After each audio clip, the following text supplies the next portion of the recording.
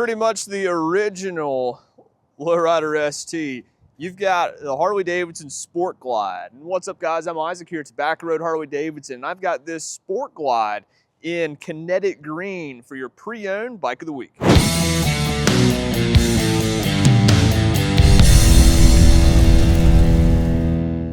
So back in 2018, when Harley switched over a lot of models from the Dyna platform to the Harley-Davidson Milwaukee 8-powered Softail platform, you had a pretty wide range of bikes that were all on the same frame, had the same powertrain, but they were all set up a little bit differently to best suit riders of different styles. And among those groups of riders or different types of riders, you had a rider or a bike that was designed for riders who really wanted the ability to have a small, lightweight cruiser to just go rip around on, but also have the ability to do a lot of kind of street glide things, you know, do your quick weekend trips. And so you had the Harley-Davidson Sport Glide. It's set up primarily for a little bit sportier cruising. So kind of one of your original sport tours, if you will. And so, because what you have is it came pretty much everything on this bike is stock. The only thing that isn't stock on this bike right here is going to be this exposed air cleaner, and you're going to have this Reinhardt slip-on. And I'm a big fan of the Reinhardts on the Sport Glide. Also this detachable luggage rack, that's different. And then you also have these heated grips on these chrome bars with this nice little top clamp right here. So you've got a lot of really cool features on this bike, and with it being set up for sport touring, it's got a lot of features that, you know, really make it so you don't have to add a whole lot. And one of the biggest things that made this bike stand apart from all the other ones is it has cruise control. It's got cruise control. It has this really nice tank mounted dash, almost like a Road King. It's got forward controls. It's got ABS. It has the single rotor up front. It has inverted front suspension, which we only saw on a few bikes at the time. I don't even think the Lowrider had inverted suspension yet for 2018, or for 19, which is what this year is. And so you have these gorgeous Mantis wheels. This was the only bike that had wheels that stood out quite that much. You also have the ability to quickly adjust the preload on this bike. And with all those features, I mean, you've got a bike that is, you know, just stout and ready to go ride for as long as you want, really. So let's go show you what this bike's like on the road. So here it is, the Harley-Davidson Sport Glide, arguably one of my favorite Softails, and it's probably one of my favorite bikes. I'm a little bit biased because I've personally put over 50,000 miles on a Harley-Davidson Sport Glide and taken them all over. And I'm a huge fan at what you can do with these bikes. It's just a small, light bike that you can take anywhere, but it's sturdy enough and rips hard enough that you could do about whatever you want to with it. So, because it's a Softail already with inverted suspension, and it's got the monoshock, so it's plenty sporty. Modular, as all the other Softail models are. You can really kind of mix and match some parts even if you want. But one of the things that makes this bike my favorite is the quick detach feature on most everything. So on this fairing, which already has the taller windshield on it, you can undo these two clips back here and give it a little shake, make sure it gets loose. Looks like that one might still be. Sometimes one of the cables will get in the way. Yeah, so the wiring, they're actually need to kind of get tucked up a little bit. So I can push that open so it releases the fork. And then pop this off right here. Check that out. So you already had a pretty nice looking silhouette. And now look at what you got. Now you've got a Softail that is, you know, now you got a cruiser that looks sharp and is ready to rock. And to go on is pretty quick and easy too. The only thing you really have to do is make sure it's lined up here and get it clamped on like that.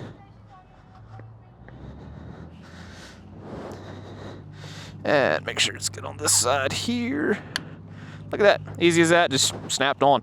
And one of the coolest parts about that fairing is there's no docking hardware. So there's no other fairing pieces you have to leave on the bike. It just all comes off right there. And then I'll show you kind of pretty much the same thing on these bags. Easy open, you just pull that open, slide that out, and take that off. And then look at what you got. Again, cruiser, exposed wheel. So with this and the front fairing off, I mean, you've got just a simple cruiser ready to get. So I will go ahead and put that back on just like that. So all you have to do is make sure it's lined up down here, slide those in, And then you can just pop that down if you want, but probably the right way to do it is turn it in there, make sure it's locked in and snapped good. So easy as that. Also, this comes off super easy. All, again, quick detach, so you just pull these back, lift up, and it's a little tight. And then boom, that comes off now too. So then you can put a backrest back there or tour pack, all those kinds of things. So, and then just like that. So, easy as that. Quick adjustment, just like that. Oh, another thing I'm seeing here is that this one has the Trask little vintage transmission top there too. So I haven't seen one of these in person yet. Ooh, and it's got one of those right there, so that's cool. So, yeah, heated grip, cruise control, all the fun stuff. And it's Kinetic Green, so it's this, you know, really nice green with just a little bit of flake. Not as heavy as that, like, snake venom, but it's got that, you know, kinetic yellow, I don't know what you would call that design back there. Lightning, almost kind of like lightning. I mean, it's very different. It's going to stand out for sure. So, another cool feature about this bike is it's one of the only ones that was stock with LED brake lights. So that's a another cool feature. So this bike is full of cool features. So we'll just go ahead and fire it right on up here. So this is one of those bikes that has minimal tech, but just enough to really do what you want to. So you got ABS, you have your fuel gauge, you even have a fuel trip A, B, fuel range, clock, and a digital tach, but nothing too crazy. So it's still air and oil cooled, so you have that little oil cooler up in there between the down tubes, but you know, you don't have to worry about the coolant or anything like that. So it's a very simple bike with minimal tech, ready to just go and rip. This one's got a helmet lock too. I didn't even notice that. That blends in pretty well right there. So let's go see what this thing's about. Oh, the stock seat. I never had any issues with the stock seat. I left my stock seat on for quite a while. Longer than most people for sure.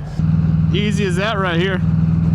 Just nice, easy cruise on this bike. Let me get these mirrors fixed and adjusted.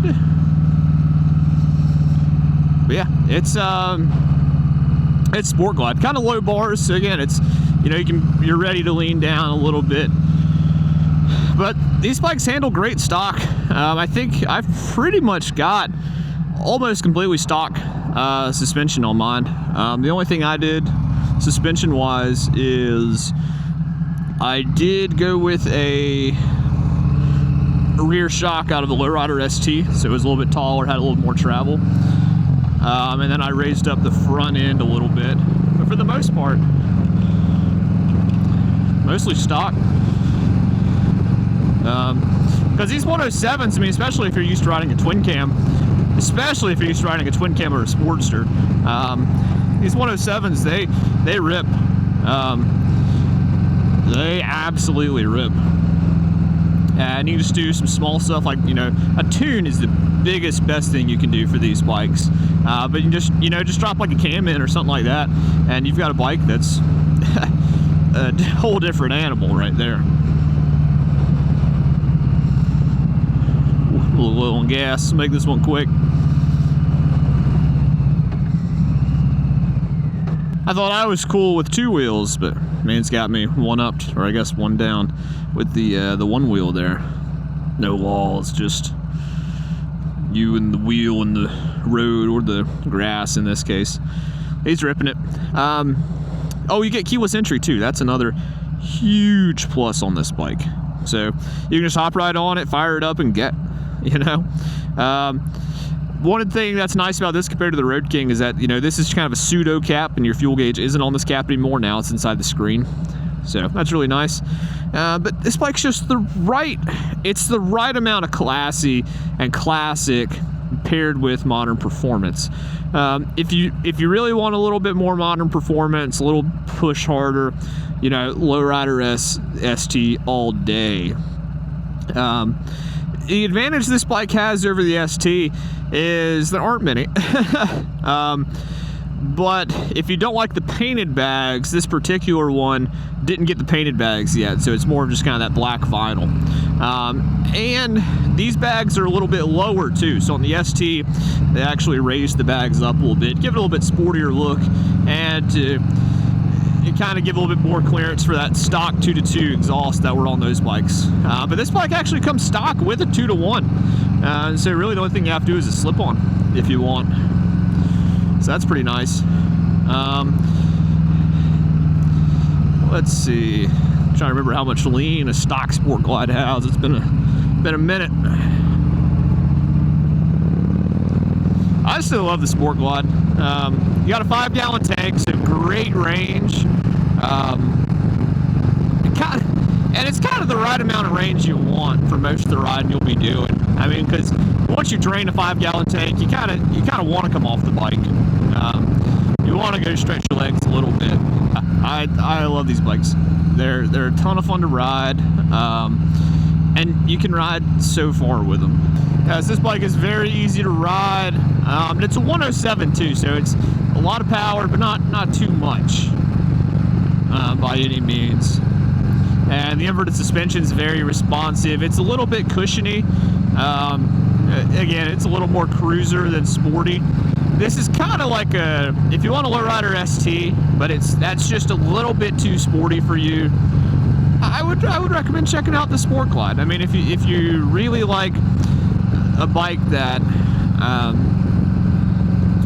that you like that light touring sportiness, but you lean a little bit more on that cruiser side, then I would recommend checking out this bike, because again, you can take the fairing off a little bit easier than you can on that bike. The bags will come off the same, but this one's set up to be just a little bit more cruiser. So this one shares a little bit more with the Softail heritage almost. We'll hit one good turn at least for you. Oh yeah. The fairing up here does a really good job of keeping all that wind off your chest. I was a big fan of it.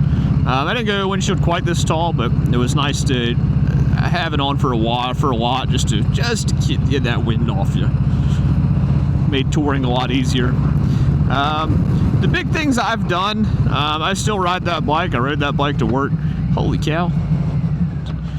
Rode that bike to work today. That thing's cool. Must be doing some paving down there. Big things I've done. I love the wheels on the bike. I did a bigger front brake, just to help grab it a little bit harder so you can push a little bit better. Did that. Did the R1S big rotor kit. That was cool. Like I said, I did just a little bit taller front suspension. I did do the Memphis Shades Road Warrior fairing like everybody. It was mainly aesthetic. This windshield does just fine. I just like the look of that one a little bit better. And I've got a black bike, so it was very easy to, most of those fairings come in black, so it was very easy to do. I like the stock headlight. The stock headlight's been good. I was doing a lot of, city driving at night, and so I really didn't need something a whole lot brighter, because this light, especially when you cut the high beam on, it did fine enough. But I didn't really need to upgrade that headlight, because I liked having something that was bright enough for me to see, but not too bright that I couldn't really, that I was kind of upsetting some other drivers. I didn't want it too bright. What I did do was I threw a couple auxiliary lights on to use as fog lights and cornering lights. Did a little bit of that just to get a little bit more light kind of in that area, if you're taking a harder turn at night. I did, T-bars, of course, very basic T-bar boy action there. I did that, did some Vans grips. I loved the tank. Just like I already said, I did do mid controls. I did do a cam. I needed something that was a little bit more punch than the 107, because I wanted to be able to keep up and ride with all the other bikes that were out now. All the bikes now are 117s. I don't think there are any 107s this year, or even 114s. I think pretty much everything's a 117 114 or 117 now. So keep that in mind. Yeah, so a lot of the bikes that I was riding around with me, and if they were a cruiser or if they were a Harley, they were already a 114 or 117, if they weren't already modified.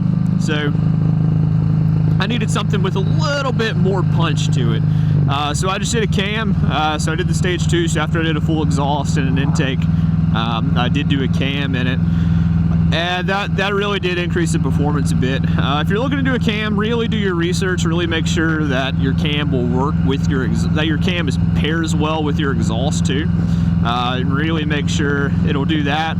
And make sure you get the right cam that's going to give you the power where you want for your style of riding that you like to do. So make sure you do those things. There's a whole separate series we could do on cams and cam selection and that sort of thing. But you know, make sure you get the right cam for your right style of riding.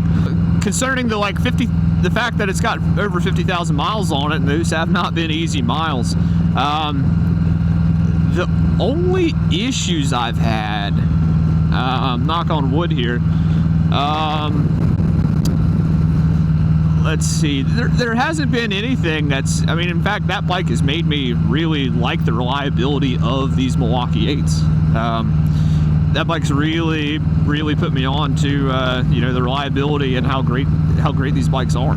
The part that really has gotten any upgrade over the years, I went ahead and replaced that. So I did the cam, I went ahead and did the updated oil pump in it, and little things like that. But so far as like issues, I really haven't. This bike has been this has been the most reliable bike I've ever had. I mean, I think I'm still on the same battery. Just because it gets ridden all the time. Look at that tractor. How about that? The bike just gets ridden all the time, and it's. Oh, I did a different seat as well. Did the Lucky Dave seat. It just matched the foot controls best. The only issue it's had is that I can think of right now is that it's over time it's kind of like rattled some things loose. So like I almost lost a passenger foot peg once because the E-clips kind of shed a little bit. I mean, not anything bad, but when you're over the course of 50,000 miles, that's about the only thing that's happened. You know, I've almost lost a foot peg because one just kind of rattled itself off, or something like that. Other than that, I mean, but if you check, make sure everything's tight and everything's there. I mean, it's sturdy. I did do the heavy-duty clutch as well because I was at about 40,000 miles. Do something a little bit more heavy-duty. That way, kind of set the bike up for any bigger motor builds or more performance I wanted to put in it down the road. I like the bike. It's a great bike. And this 2019 is also a fantastic bike. So if you're looking for that light touring bike, then come check out this bike here at Tobacco Road. So I'll be the first to tell you that a Sport Glide is an amazing motorcycle. You know, but again, I'm a huge Softail fan. I absolutely love these Milwaukee 8 Softails, and they got a massive update for 25, so I'm excited to get my hands on one of those and see what they're all about. But the 107, it rips. It rides great. This Sport Glide, again, it's a little more cruiser style. So, but if you want that performance style, then yeah, I'd go Lowrider SST. I think in hindsight, I might have been better off with the ST because I think my bike's got mostly ST parts on it now at this point. So that's one thing for you to keep in mind. But it's also been nice to sort of build that bike out as I've gone along. Like as I've progressed and gotten better skill, it's been nice to upgrade certain things about the bike. So as I was riding a little bit harder, I was like, okay, I need a taller, better suspension. It's like, okay, and I did that. And it was like, okay, well maybe now I feel like I've got a really good hang of the power delivery of this bike, and given this bike everything it's got, I'm still not able to quite keep up on some things. Maybe now I need a little bit more power.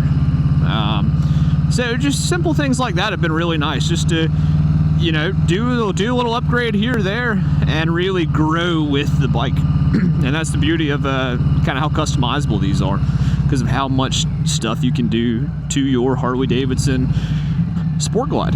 So there it is right there. So looking all snazzy. But this is a 2019 and in this beautiful Kinetic Green. And this Kinetic Green is, you will probably be one of the only ones out on the road with this thing, because I have not seen many. And so if that's important to you, then this will be a good one. So thank you guys for watching and riding here with us. And appreciate y'all. So if you want to know more about this Harley-Davidson Sport Glide and the Softail lineup in general, then be sure to come stop by and see us here at Tobacco Road Harley-Davidson. So in the meantime, ride safe, and we hope to see you at Tobacco Road Harley-Davidson soon.